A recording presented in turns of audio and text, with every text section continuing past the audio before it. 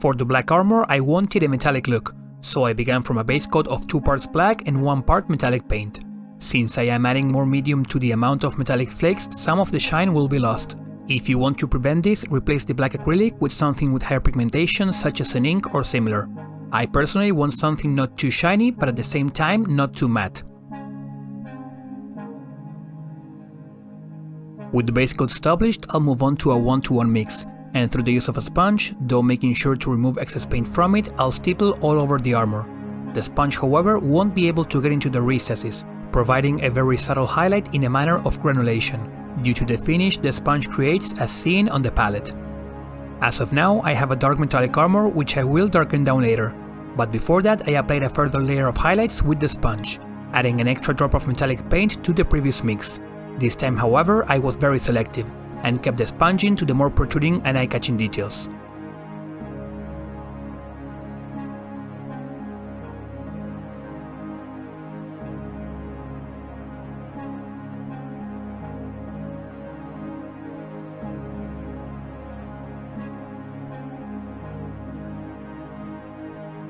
While all these layers are unperceivable from one another, you can still catch a hint of granulation which enriches the texture of the armor. To finish off, I diluted a black ink to a wash consistency and applied it over all of the metallics, making sure not to have any of it pull on the flatter panels. You can use a wash, diluted contrast-like paints, or diluted acrylics for this. We are looking to create a transparent filter over the metallics which will darken them while keeping those highlights we worked on before.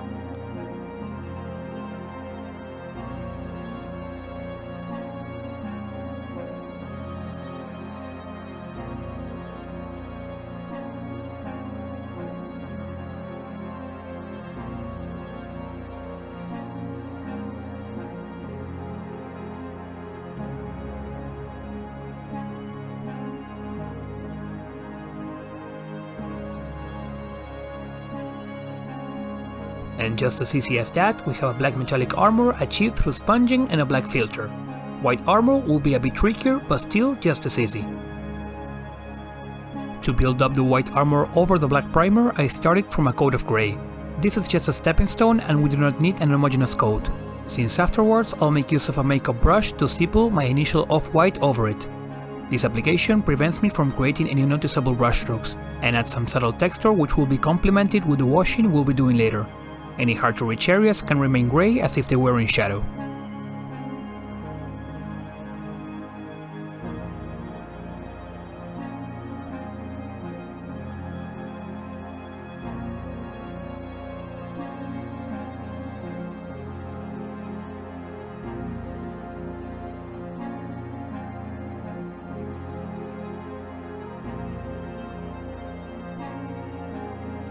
The shading you choose for your white will greatly impact its finished look, as you can see from these two models from all tutorials.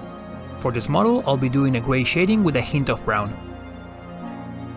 I'll be using oil paints due to the advantage of being able to clean as much paint as I like from the raised details while retaining defined dark shadows.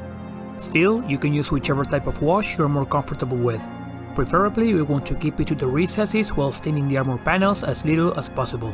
I won't go into much detail about my oil washing process, so to keep the video short. If you want to learn more or are interested in giving oil paints a go, please refer to my recent oil washing masterclass where you'll find all you need to know. As of now, I covered the whole model with oils and left it to the side for an hour so the solvents would evaporate. For the cleaning, I first went over with a dry Q-tip, snatching up any excess paint.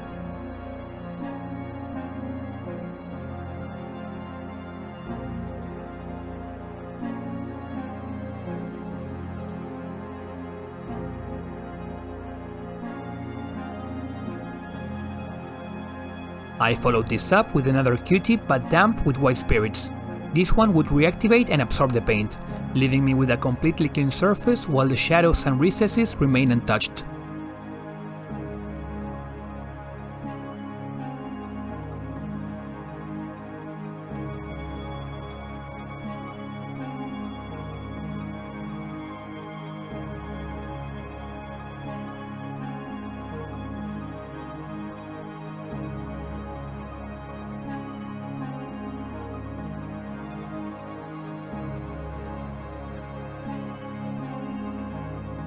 Due to having applied a single layer, the initial coat of off-white did not achieve its full opacity. However, I'll now use this to my advantage. Using a sponge, though removing excess paint from it, I'll steeple the would-be second layer of off-white, creating both highlights and texture, while the sponge itself won't be able to get into the recesses.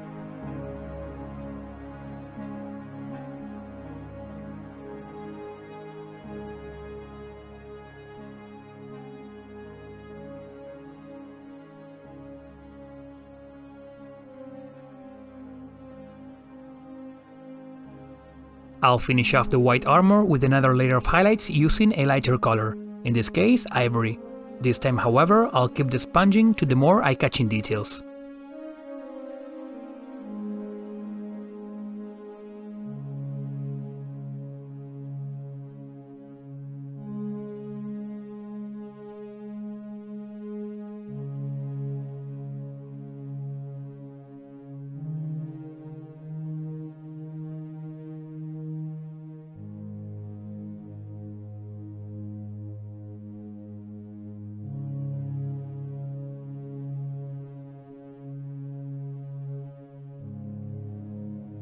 With that, we have a proper white armor with texture which speaks of battles from the past. Since I had the opportunity and wanted to get some practice, I decided to try out some chipping. Once again, keeping it simple through the use of a sponge. I kept this mostly to the edges and parts I imagined would receive the most damage.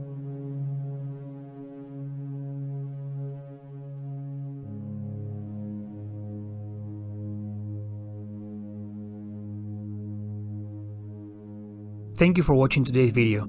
As you may know, I like to keep my videos short and to the point. So if you have any questions about the rest of the paint job, you can always leave them in the comments.